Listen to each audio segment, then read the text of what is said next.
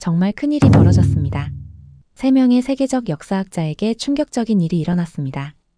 그들의 공통점은 단 하나, 규슈의 작은 박물관에서 발견된 금단의 유물을 연구했다는 것입니다. 이 비밀을 아는 자는 반드시 해를 입는다는 일본 고서에 적힌 이 경고는 농담이 아니었습니다. 일본 정부가 100년 넘게 극비로 분류한 문서들, 갑자기 사라지는 연구 자료들, 그리고 침묵을 강요받은 학자들. 무엇이 그들을 이토록 두렵게 만드는 걸까요?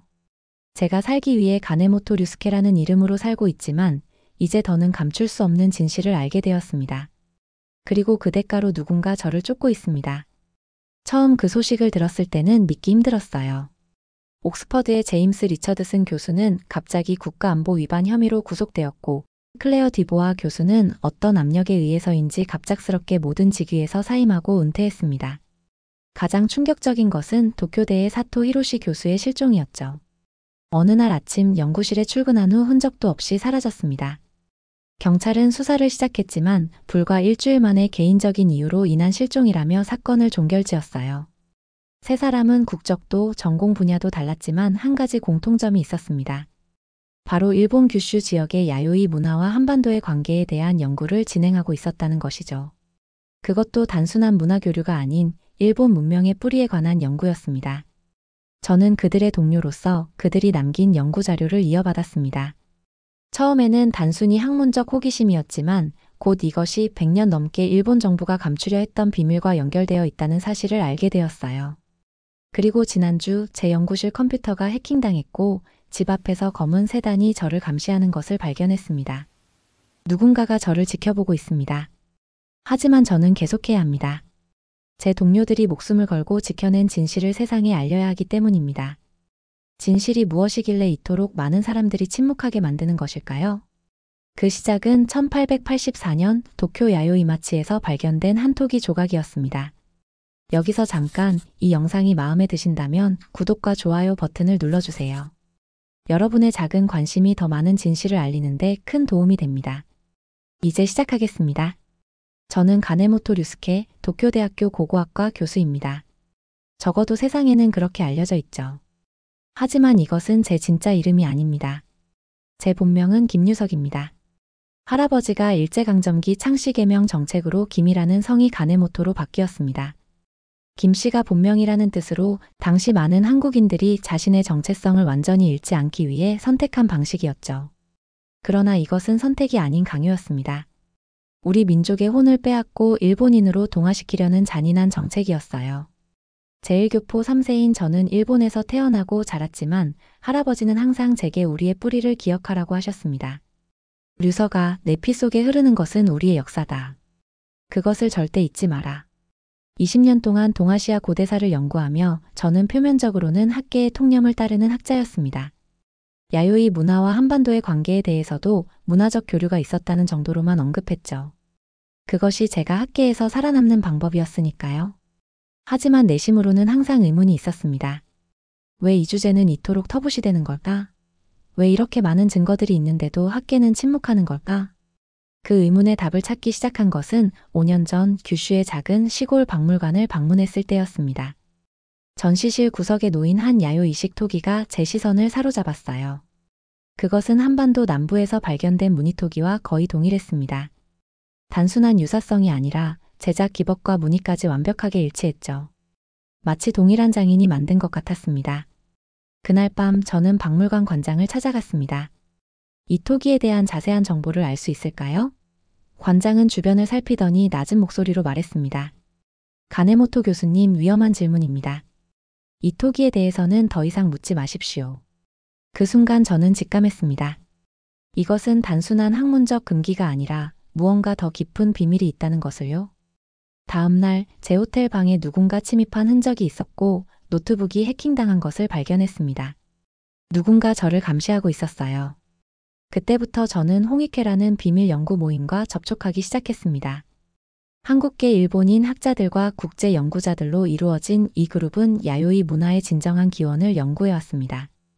그들을 통해 저는 일본 내에서는 결코 접할 수 없는 자료들을 보게 되었어요. 일본의 고대 역사는 재구성되었습니다. 홍익회의 한 노학자가 제게 속삭였죠. 메이지 유신 이후 일본의 신성한 기원 신화를 만들기 위해 많은 역사적 증거들이 은폐되거나 변형되었어요. 특히 일본 문명의 뿌리가 한반도에 있다는 증거들은 철저히 감춰졌죠. 그 말을 들은 후 저는 모든 것을 걸고 진실을 밝히기로 결심했습니다. 비록 그것이 제 지위, 심지어는 생명까지 위험에 빠뜨릴 수 있다는 것을 알면서도 말이죠. 왜냐하면 이것은 단순한 학문적 논쟁이 아니라 제 정체성, 제 존재의 의미와 직결된 문제였기 때문입니다. 그렇게 저는 규슈와 한반도 남부를 오가며 증거를 모으기 시작했습니다. 때로는 학자로서, 때로는 관광객으로 위장하면서 말이죠. 그리고 서서히 충격적인 진실이 드러나기 시작했습니다. 저와 홍익회 동료들은 규슈와 한반도 남부를 넘나들며 증거를 모았습니다. 매 발견마다 우리는 경외감을 느꼈어요. 1884년 도쿄 야요이마치에서 처음 발견된 야요이식 토기는 한반도 청동기 토기와 놀라울 정도로 유사했죠. 그것은 단순한 우연이 아니었습니다. 가장 먼저 우리를 충격에 빠뜨린 발견은 규슈 북부의 작은 창고에 숨겨진 유물 보관소였습니다. 홍익회의 한 회원이 국립박물관 직원으로부터 입수한 정보를 바탕으로 그곳을 찾아갔죠.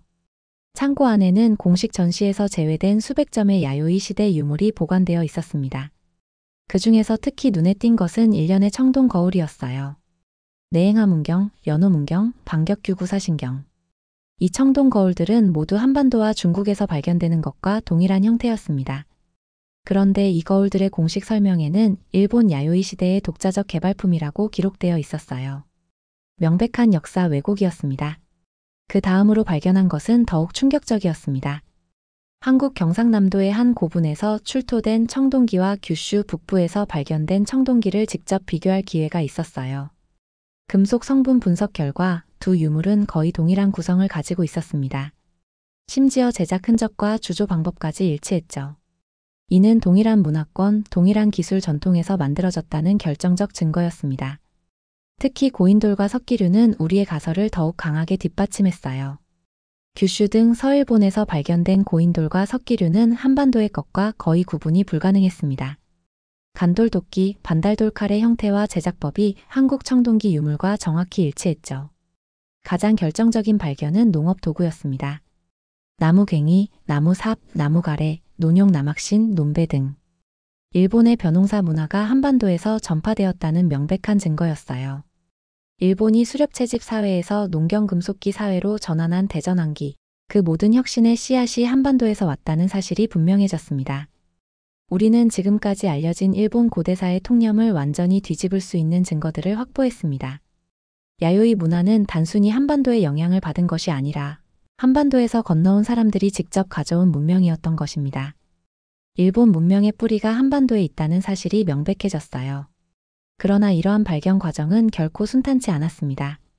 한 번은 규슈의 발굴 현장에서 자료를 수집하던 중 정체불명의 사람들에게 쫓겨 간신히 탈출한 적도 있었어요. 또 다른 때는 도쿄 국립박물관 지하 보관소에서 야요이 시대 유물을 살펴보던 중 갑자기 경비원들에게 둘러싸였습니다. 외국인이 이 구역에 들어올 권한이 없습니다라며 저를 내쫓았죠. 그들의 눈빛에서 단순한 규칙 위반 이상의 무언가를 느꼈습니다. 하지만 그 무엇도 저희를 막을 수 없었습니다. 진실을 향한 열정이 위험보다 더 컸기 때문이죠. 그리고 마침내 우리는 일본 정부가 가장 두려워하는 결정적 증거를 발견하게 되었습니다.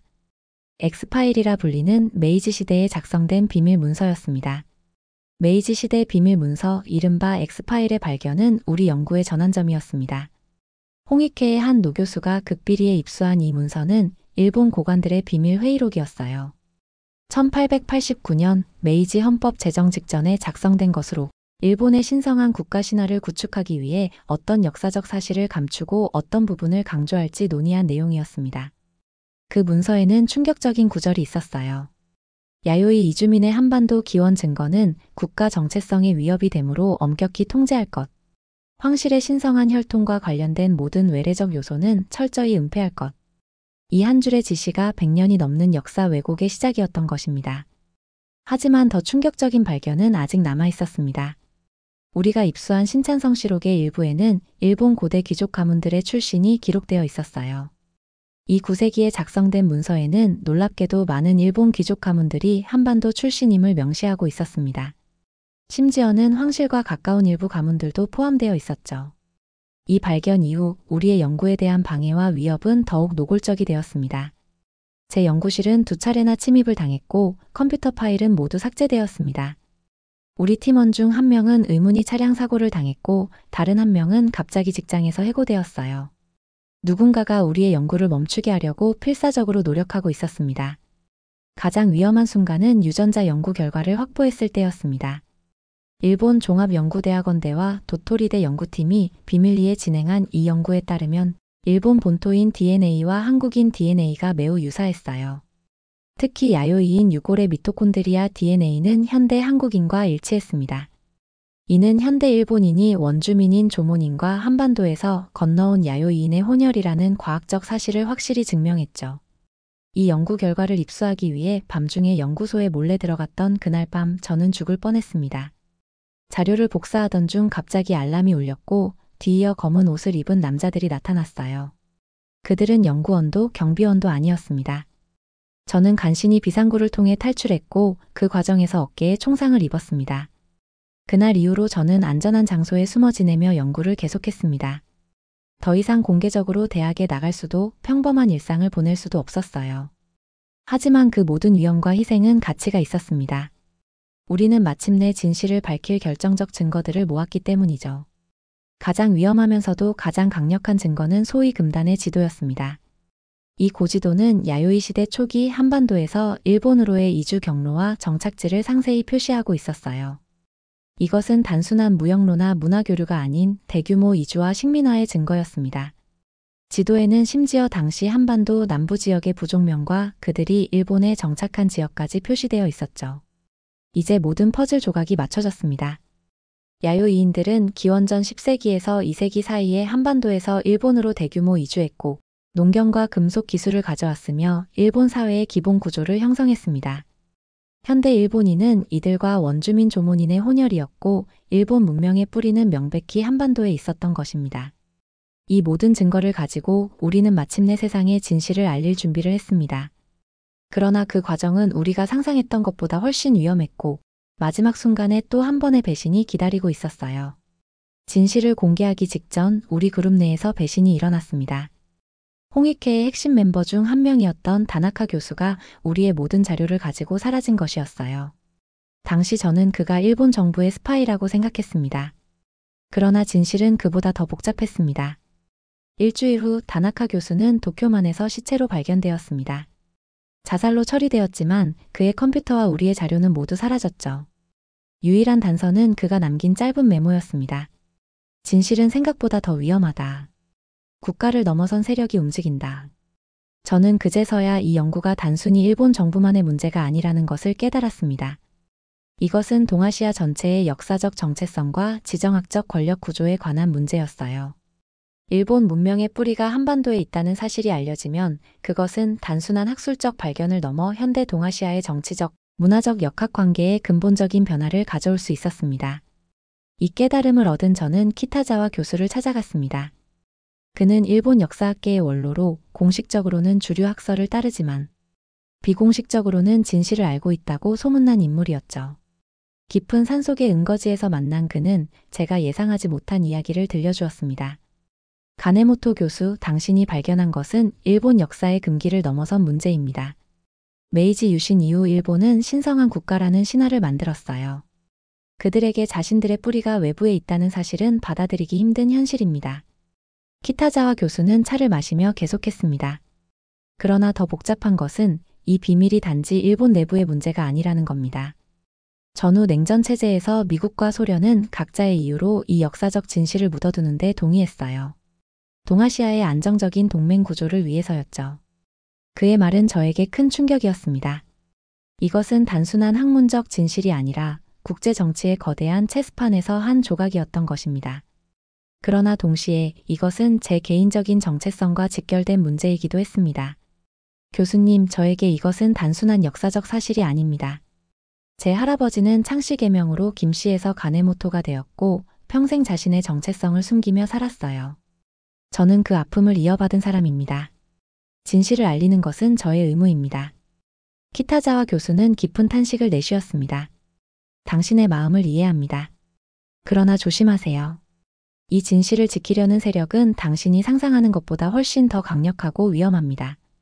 그날 밤 저는 깊은 성찰에 빠졌습니다. 저희가 모은 증거들이하여 이식토기, 고인돌, 청동기와 철기, 농업 도구들, 유전자 연구 결과, 신찬성시록, 엑스파일, 금단의 지도. 이 모든 것은 하나의 결론으로 이어졌습니다. 일본 문명은 한반도에서 건너온 사람들에 의해 형성되었고, 현대 일본인은 이들과 원주민의 혼혈이라는 것. 그러나 더 중요한 질문은 이제 어떻게 할 것인가였습니다. 이 진실을 세상에 알릴 방법, 그리고 그 후의 삶에 대해 생각해야 했어요. 제 연구, 제 경력, 심지어 제 생명까지도 위험에 처할 수 있다는 것을 알면서도 저는 결정을 내렸습니다. 진실은 반드시 세상에 알려져야 합니다. 비록 그것이 저에게 어떤 결과를 가져오더라도. 진실을 세상에 알리기 위해 저는 가장 대담한 전략을 선택했습니다. 국제 고고학 컨퍼런스가 교토에서 열리는 날, 저는 기조연설자로 초청받았어요. 세계 각국에서 모인 500명의 학자들과 언론인들 앞에서 저는 모든 증거를 공개하기로 결심했습니다. 연단에 서기 전날 밤 호텔 방에서 저는 마지막 메시지를 녹음했습니다. 만약 저에게 무슨 일이 생긴다면 이 자료들을 세계 주요 대학과 언론사에 배포해 주십시오. 모든 증거 자료와 분석을 담은 USB를 홍익회의 동료들에게 맡겼어요. 이제 돌이킬 수 없는 강을 건너고 있었습니다. 컨퍼런스장은 꽉 찼고 저는 떨리는 마음으로 연단에 섰습니다. 오늘 저는 100년 넘게 은폐되어 온 동아시아 고대사의 중대한 진실을 공개하려 합니다. 슬라이드가 넘어갔고 저는 하나씩 증거를 제시했습니다. 동일한 제작 기법의 야요 이식 토기와 한반도 토기, 완벽히 일치하는 석기와 금속기, 농업도구, 유전자 분석 결과. 저는 심지어 메이지 시대의 비밀 문서와 금단의 지도까지 보여주었습니다. 이 모든 증거가 가리키는 결론은 하나입니다. 야요이인들은 기원전 10세기에서 2세기 사이 한반도에서 대규모로 일본으로 이주했고 그들이 가져온 선진 문물이 일본 문명의 기초가 되었습니다. 현대 일본인은 이들과 원주민 조몬인의 혼혈입니다. 회장에는 충격의 물결이 퍼졌습니다. 일부는 격렬하게 반발했고 일부는 깊은 생각에 잠겼어요. 일본 학자들 중 몇몇은 자리를 박차고 나갔지만 놀랍게도 많은 이들이 남아 경청했습니다. 가장 감동적인 순간은 발표 후였습니다. 90대의 한 일본인 학자가 떨리는 손으로 마이크를 잡았어요. 저는 50년 동안 이 분야를 연구해왔습니다. 항상 진실을 알고 있었지만 말할 용기가 없었어요. 가네모토 교수님 감사합니다. 언론의 반응은 폭발적이었습니다. CNN, BBC, 알자지라 등 국제 매체들이 일본 역사의 재발견이라는 헤드라인으로 보도했고 소셜미디어에서는 해시태그 진실의 역사 해시태그가 전 세계적으로 트렌드가 되었어요. 일본 내에서는 양극화된 반응이 나타났습니다. 극우 매체들은 국가 정체성에 대한 공격이라며 비난했지만 진보 매체들과 젊은 세대는 놀라운 개방성을 보였죠. 일주일 후 예상치 못한 제안이 들어왔습니다. 넷플릭스에서 금단의 야요이 감춰진 문명의 비밀이라는 다큐멘터리 시리즈 제작을 원한다는 것이었어요. 이 제안을 받아들이면 진실이 더 많은 사람들에게 알려질 기회였지만 동시에 저에 대한 위험도 커질 것이었습니다. 하루 동안의 고민 끝에 저는 수락했습니다. 진실을 알리는 일은 제 개인의 안전보다 중요했기 때문입니다. 다큐멘터리 촬영을 위해 다시 한번 규슈와 한반도를 오가며 저는 더 많은 증거를 수집했고 더 많은 증인들을 만났습니다. 그러나 예상대로 반발도 거셌습니다. 일본 국수주의 단체들은 저를 민족의 배신자로 규정했고 익명의 협박 메일이 쏟아졌어요. 대학에서는 제 연구비가 삭감되었고 몇몇 동료들은 저와 거리를 두기 시작했습니다. 가장 견디기 힘든 것은 가족의 고통이었습니다. 제 아내와 아이들은 끊임없는 감시와 괴롭힘에 시달렸어요. 결국 저는 그들을 안전한 곳으로 보내고 혼자 이 싸움을 계속하기로 했습니다. 하지만 모든 희생에도 불구하고 저는 후회하지 않았습니다. 왜냐하면 진실은 서서히 빛을 보기 시작했기 때문입니다. 그리고 예상치 못한 곳에서 지지의 손길이 뻗어왔어요. 진실이 공개된 후 6개월 놀라운 변화가 일어나기 시작했습니다. 처음에는 저를 비난하던 일본 학계에서도 점차 지지의 목소리가 커졌어요.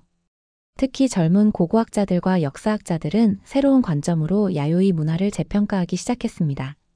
가장 놀라운 반응은 일본 공영방송 NHK였습니다.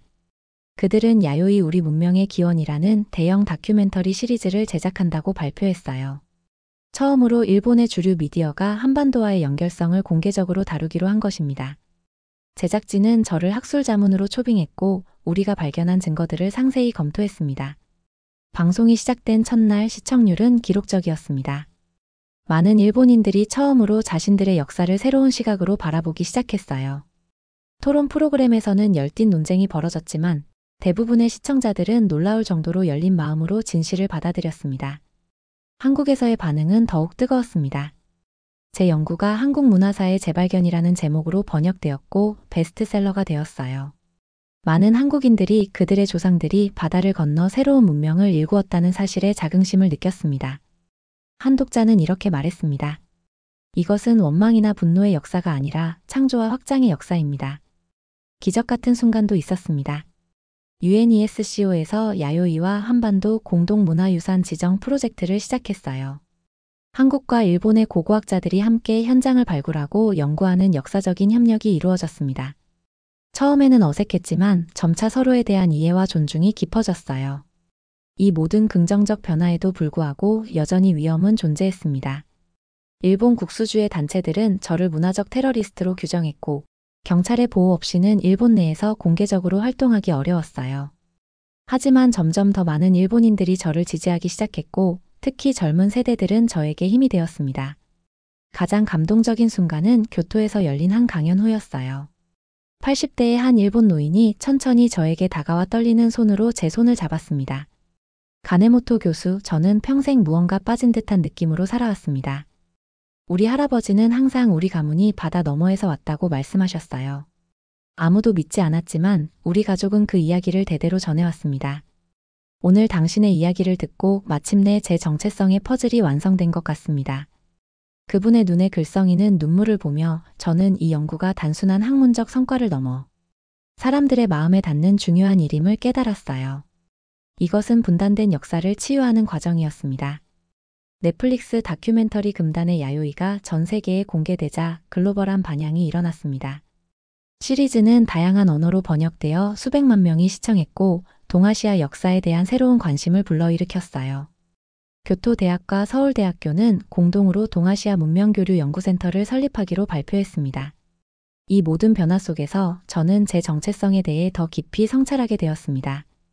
일본에서 태어나고 자랐지만 한국 혈통을 가진 저는 이 두 문화 사이의 다리가 되었습니다.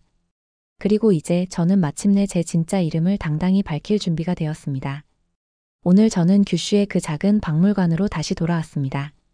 10년 전 제 인생을 바꿔놓은 그 야요이 토기를 다시 보기 위해서요. 이제 그 토기는 한일 문화교류의 증거라는 새로운 설명과 함께 전시되어 있었습니다. 작은 변화였지만 큰 의미가 있었어요. 저와 홍익회 동료들이 시작한 연구는 이제 세계적인 학술 프로젝트가 되었습니다. 한국, 일본, 중국의 고고학자들이 함께 야요이 문화의 기원을 연구하는 국제팀이 결성되었고 새로운 발굴 현장에서는 매일 새로운 증거들이 발견되고 있습니다. 학교 교과서도 변화하기 시작했습니다. 일본의 새 역사 교과서는 야요이인들은 한반도에서 건너와 일본 문명의 기초를 세웠다고 명시하고 있습니다. 한국의 교과서도 한반도의 문화가 바다를 건너 일본 문명의 씨앗이 되었다고 설명하고 있어요. 이것은 단순한 학문적 승리를 넘어 두 민족 간의 화해와 상호 이해의 시작이었습니다. 젊은 세대들의 변화는 더욱 극적이었습니다.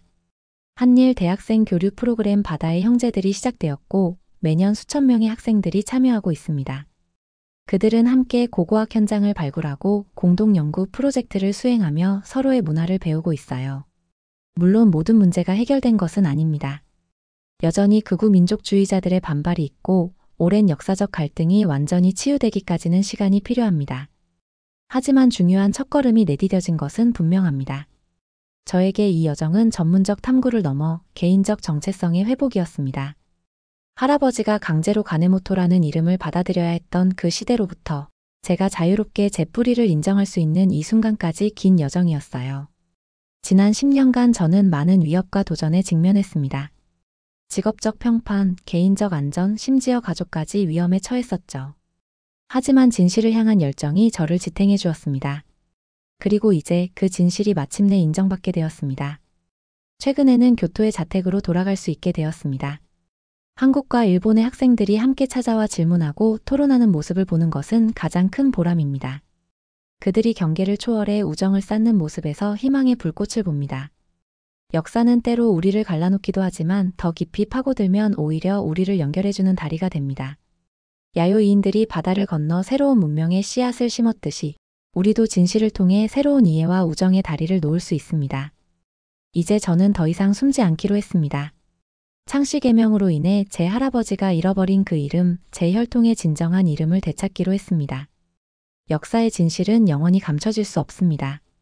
바다를 건넌 우리 조상들의 발자국은 지워지지 않았습니다. 이 연구로 인해 제 목숨이 위험해졌지만 후회는 없습니다. 지금 이 순간 마침내 자유롭게 말할 수 있습니다. 제 이름은 김유석입니다. 오늘의 이야기는 여기까지입니다. 여러분은 천년의 물결을 타고 바다를 건넌 문명의 씨앗, 그 찬란한 역사의 여정을 함께 하셨습니다. 누군가의 정체성을 지우려 했던 시도에도 불구하고 결국 진실은 빛을 발했지요. 한 사람의 용기가 어떻게 오랜 침묵을 깨고 두 민족의 화합으로 이어질 수 있는지 보셨습니다. 이 이야기가 여러분에게 작은 자부심이 되었기를 바랍니다. 세상을 바꾸는 건 결국 우리의 뿌리를 기억하고 인정하는 용기니까요. 지금까지 감동을 전하는 기차 감동 추추였습니다. 구독과 좋아요 그리고 알림 설정도 꼭 부탁드립니다. 다음에도 더 좋은 이야기로 찾아뵙겠습니다. 감사합니다. 프라하 공항이 발칵 뒤집혔습니다. 한 아시아인 남성이 모든 입국 절차를 단 12초 만에 마치고 로비에서 여유롭게 기다리는 모습에 모두의 시선이 집중됐으니까요. 특히 저처럼 1시간 넘게 줄에 서 있던 사람들의 표정은 이루 말할 수 없었습니다. 도대체 무슨 일이 일어난 걸까요, 씨발. 지금부터 그 이야기를 시작하겠습니다. 잠깐, 이 채널의 구독과 좋아요 버튼 한 번만 눌러주시면 영상 제작에 큰 힘이 됩니다. 저는 엘리자베스 윈체스터입니다. 영국 옥스퍼드 대학교에서 국제관계학 교수로 일하고 있어요. 명문가 출신의 학계에서도 꽤 알려진 인물이라고 할 수 있죠. 제 전공 분야는 동아시아 국제관계인데 아이러니하게도 실제 동아시아인들을 개인적으로 깊이 알게 된 경우는 드물었습니다. 교수님, 다음 학기 동아시아 세미나에 한국인 교환 교수가 합류한대요. 학과장의 말에 저는 미소 지으며 고개를 끄덕였지만 속으로는 약간 불편한 감정이 들었어요. 솔직히 말하자면 저는 동아시아를 연구하면서도 그들을 동등한 학문적 파트너로 생각한 적이 별로 없었거든요. 제 연구의 대상일 뿐이었죠. 김도윤 교수는 서울대학교에서 정치외교학 박사 학위를 받고 하버드에서 연구원으로 일했대요. 영어도 유창하고 논문도 인상적이라네요. 그 말을 들으며 저는 또 서구에서 검증받은 아시아인이구나라는 생각을 했습니다. 제 머릿속에서는 여전히 진짜 학자와 아시아에서 온 학자 사이에 보이지 않는 경계선이 그어져 있었어요. 남들에겐 말하지 않았지만 가족들 사이에서는 종종 농담처럼 그런 생각을 내비치곤 했습니다. 엘리자베스, 이번에 한국인 교수와 함께 일한다면서 네가 잘 가르쳐 줘야겠구나. 아버지의 그 말에 저는 웃음을 지었지만 그것이 얼마나 편견에 찬 말인지는 알고 있었습니다. 하지만 인정하기 싫었죠. 결국 저는 김도윤 교수를 만나기 전부터 그를 가르쳐야 할 대상으로 여기고 있었으니까요. 그렇게 봄 학기가 시작되었고 제 인생에 예상치 못한 변화가 찾아왔습니다. 학술대회 참석차 프라하로 함께 가는 건 어떨까요? 윈체스터 교수님. 김도윤 교수의 제안에 저는 잠시 망설였습니다. 한 학기 동안 같은 연구실에서 지내면서 그는 제가 생각했던 것보다 훨씬 유능하고 세련된 사람이었어요. 하지만 여전히 저는 그와 학술적 관계 이상으로 가까워지는 것에 거리감을 느꼈습니다. 체코에서 열리는 국제관계학회죠. 좋은 생각이네요. 제 가족도 함께 갈 예정이었거든요. 휴가를 겸해서요. 김 교수의 표정이 잠시 굳었지만 곧 미소를 지었습니다. 좋습니다. 저도 발표 준비를 마치고 도시를 둘러볼 계획이었어요. 히드로 공항에서 프라하행 비행기를 기다리며 저는 부모님과 남동생에게 김 교수를 소개했습니다. 아버지는 형식적인 인사를 건넸지만 그의 눈빛에서 저는 익숙한 우월감을 읽을 수 있었어요. 한국에서 오셨군요. 프라하는 처음이신가요? 김 교수가 고개를 끄덕이자 아버지가 계속했습니다. 입국할 때 조금 시간이 걸릴 수도 있겠네요. 우리야 영국 여권이라 그래도 좀 수월할 테지만. 브렉시트 이후 영국이 EU를 탈퇴했다는 사실을 잊은 채 한 말이었지만 그 속에 담긴 의미는 분명했습니다. 김 교수의 표정이 미묘하게 변했지만 그는 예의 바르게 웃기만 했어요. 비행기 안에서 저는 우연히 김 교수의 연구 자료를 보게 되었습니다. 그가 준비한 발표는 글로벌 위기 속 신뢰의 정치 경제학이라는 주제였고 특히 국가 간 신뢰 구축에 대한 내용이었어요. 흥미로운 주제네요. 제가 말했습니다. 신뢰라. 쉽게 얻을 수 없는 자산이죠. 김 교수는 진지한 표정으로 고개를 끄덕였습니다. 네, 특히 국가 간의 신뢰는 단순한 문서나 선언으로 얻어지지 않습니다. 일상에 그리고 시스템에 신뢰가 쌓여야 하죠. 그 말이 제 마음에 작은 파문을 일으켰지만 곧 프라하에 도착한다는 안내방송의 대화는 중단되었습니다. 제 가족은 모두 한 그룹으로 움직였고 김 교수는 조용히 혼자 서 있었어요. 우리는 EU를 떠났지만 그래도 영국 여권이니 빠를 거야. 어머니가 자신감 있게 말했습니다. 도윤 씨는 얼마나 걸릴까? 그 말을 듣자 김 교수는 미소만 지으며 곧 로비에서 뵙겠습니다라고 말한 후 우리와 다른 방향으로 걸어갔습니다. 그때만 해도 제가 곧 마주하게 될 놀라운 현실을 전혀 예상하지 못했던 거죠. 입국장에 들어서자 저와 가족들은 즉시 현실을 직면했습니다. 영국은 이제 EU 회원국이 아니었기에 우리는 모두 비EU 국가 입국자 줄에 서야 했어요. 그 줄은 끝없이 길게 늘어서 있었죠. 이게 웬일이야? 브렉시트 전에는 이런 적이 없었는데. 아버지가 불평했습니다. 아버지, 우리도 이제 비EU 국가잖아요. 남동생 윌리엄이 상기시켰습니다. 저는 김도윤 교수가 어디로 갔는지 궁금해서 주변을 둘러봤어요. 그런데 놀랍게도 그는 오른쪽에 있는 특별 게이트로 향하고 있었습니다. 그 위에는 비EU 자동입국 대한민국 여권 소지자 전용이라고 적힌 표지판이 보였습니다. 저게 뭐지? 저도 모르게 말이 튀어나왔습니다. 김 교수는 그 게이트에 한국 여권을 스캔했고 얼굴 인식 카메라가 작동한 후 몇 초 만에 입국 도장이 찍힌 영수증이 나왔습니다. 전체 과정이 불과 12초였어요. 그리고 그는 입국장 너머로 사라졌습니다. 말도 안 돼. 어머니가 충격받은 목소리로 중얼거렸습니다. 우리는 1시간 넘게 줄에 서 있었습니다. 입국 심사관은 우리 각자에게 여러 질문을 던졌고 여권을 꼼꼼히 검사했죠. 저는 그 과정 내내 김 교수가 어떻게 그렇게 빠르게 입국할 수 있었는지 생각했습니다. 왜 한국 여권만 자동 입국이 가능한 거지? 윌리엄이 궁금해했습니다. 아버지는 불쾌한 표정으로 대답했습니다.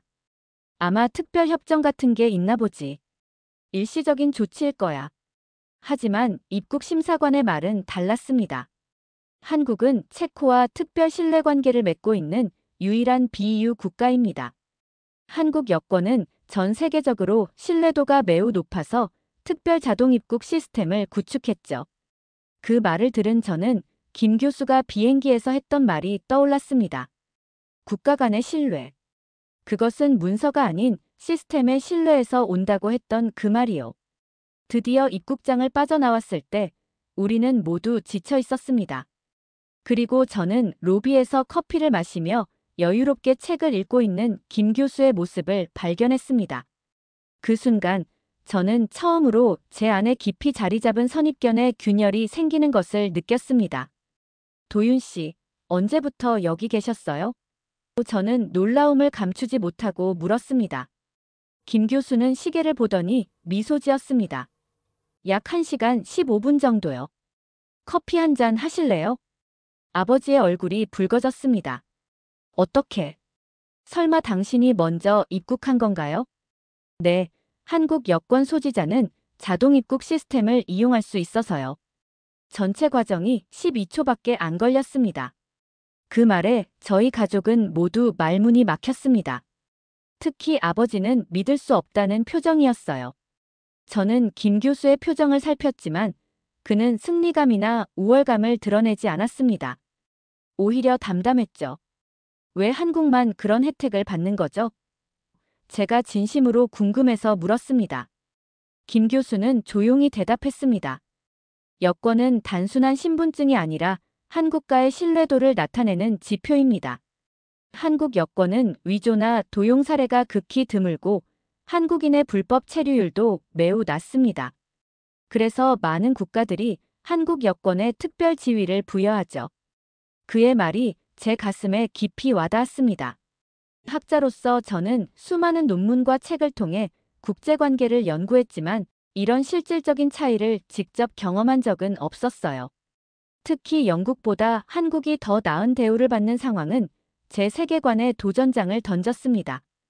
우리는 택시를 타고 프라하 구시가지로 향했습니다. 중세 건축물들이 늘어선 아름다운 거리를 지나며 저는 문득 김 교수에게 물었습니다. 프라하에 와보신 적 있으세요? 그는 고개를 저었습니다. 처음입니다. 하지만 체코 문화와 역사에 대해 많이 공부했어요. 특히 체코와 한국은 분단의 역사라는 공통점이 있죠. 그 말에 저는 새로운 시각으로 그를 바라보게 되었습니다. 그는 단순히 동양에서 온 학자가 아니라 깊은 지식과 통찰력을 가진 동료였습니다. 왜 제가 그동안 그를 제대로 보지 못했을까요? 호텔에 도착해 짐을 풀고 우리는 함께 늦은 점심을 먹기로 했습니다.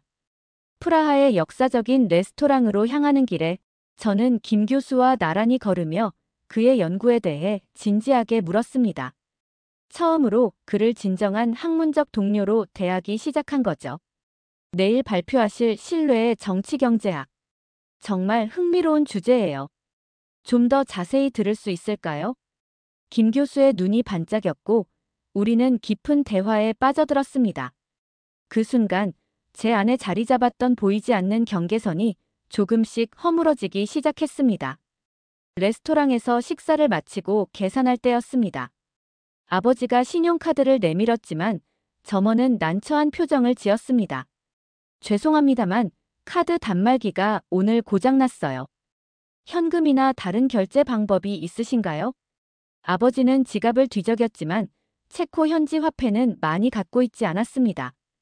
어머니와 윌리엄도 마찬가지였고 저 역시 유로만 조금 갖고 있었을 뿐이었죠. 근처에 ATM이 어디 있나요? 제가 물었습니다. 세 블록 떨어진 곳에 있어요. 하지만 점원이 망설이며 말했습니다. 그때 김 교수가 갤럭시 스마트폰을 꺼내들었습니다. NFC 결제는 가능한가요? 점원의 표정이 밝아졌습니다. 네, 물론이죠. 김 교수는 스마트폰을 단말기에 갖다 대기만 했고 몇 초 후 삐 소리와 함께 결제가 완료되었습니다. 삼성페이로 결제했습니다. 김 교수가 설명했습니다. 카드가 없어도 스마트폰으로 결제할 수 있어요. 점원은 감탄하며 말했습니다. 한국 손님들만 이런 기술을 써요. 카드 단말기가 고장 나도 항상 한국 손님들은 문제없이 결제하시더라고요. 유럽 카드는 이런 게 안 되는 경우가 많아요. 그 말을 들으며 저는 다시 한번 놀라움을 감출 수 없었습니다. 영국에서도 모바일 결제가 있지만 이렇게 어떤 단말기에서도 작동하는 시스템은 본 적이 없었거든요. 거리로 나오면서 아버지가 김 교수에게 물었습니다. 그 기술이 정확히 어떻게 작동하는 건가요? 김 교수는 친절하게 설명했습니다. 삼성페이는 MST와 NFC 기술을 모두 사용합니다.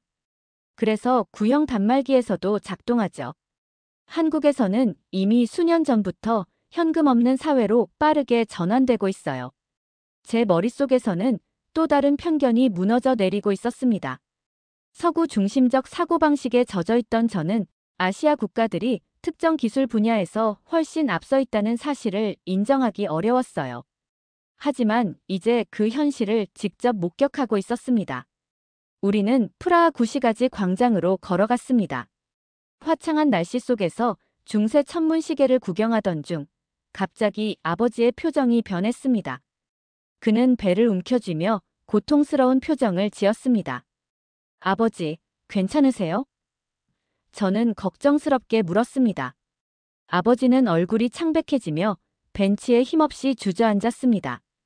갑자기 복부에 심한 통증이. 아마도 점심에 먹은 음식 때문인 것 같아. 어머니가 당황하며 말했습니다. 병원에 가봐야 할 것 같아요. 어디 가까운 병원이 있을까? 우리는 모두 당황했습니다. 낯선 도시에서 갑작스러운 의료 상황에 직면한 것이죠. 현지 언어도 모르는 상황이었습니다. 구글 맵으로 검색해보니 가장 가까운 응급실은 택시로 40분 거리였습니다. 응급실까지 가기엔 너무 멀어요. 저는 초조하게 말했습니다. 그때 김 교수가 가방에서 작은 기기를 꺼냈습니다. 손바닥만한 크기의 하얀색 장치였죠. 이건 한국산 휴대용 진단 키트입니다. 기본적인 증상을 확인할 수 있어요. 그는 아버지에게 허락을 구한 후 그 기기를 아버지의 복부 주변에 대고 스캔했습니다. 그리고 스마트폰과 연결해 몇 가지 데이터를 확인했죠. 윈체스터 씨, 이건 단순한 장염 증상으로 보입니다. 식중독의 초기 증상과 비슷하지만 심각한 상황은 아니에요. 제가 한국에서 가져온 소화제가 있는데 드셔도 될까요? 아버지는 잠시 망설였지만 통증으로 인해 결국 고개를 끄덕였습니다. 김 교수는 약을 건네주었고 어머니가 물을 가져와 아버지가 약을 복용했습니다. 그런데 그 진단기기 정확한가요? 윌리엄이 의심스러운 눈으로 물었습니다. 김 교수는 차분하게 설명했습니다. 이 기기는 한국의 의료 스타트업이 개발한 제품으로 기본적인 장염, 식중독, 복통의 원인을 구분할 수 있습니다. 인공지능이 증상 패턴을 분석하죠. 물론 정확한 진단은 병원에서 해야 하지만 응급실에 갈 정도인지 아닌지를 판단하는 데 도움이 됩니다. 놀랍게도 약을 복용한 지 30분 정도 지나자 아버지의 상태가 눈에 띄게 호전되었습니다. 얼굴에 혈색이 돌아오고 통증도 줄어든 것 같았어요. 신기하군요. 아버지가 말했습니다. 통증이 많이 가라앉았어요. 정말 고맙습니다, 도윤 씨. 그 순간 저는 우리 가족의 표정이 달라지는 것을 느꼈습니다. 특히 아버지의 눈빛이 달라졌어요. 그것은 단순한 감사함을 넘어 김 교수를 바라보는 시선 자체가 변화한 것이었습니다. 위기 상황에서 그가 보여준 침착함과 실용적인 지식은 우리가 그동안 보지 못했던 그의 또 다른 면이었습니다. 저도 처음엔 이런 기기를 믿지 않았어요. 김 교수가 말했습니다. 하지만 한국에서는 이미 일상생활에서 많이 사용되고 있습니다. 예방의학과 셀프케어 분야에서 한국이 선도하고 있는 부분이죠. 그의 말을 들으며 저는 생각했습니다. 제가 연구해온 국제관계학에서 흔히 소프트 파워라고 부르는 것, 그것이 단순한 이론이 아니라 이렇게 실생활에서 작동하고 있었던 거죠.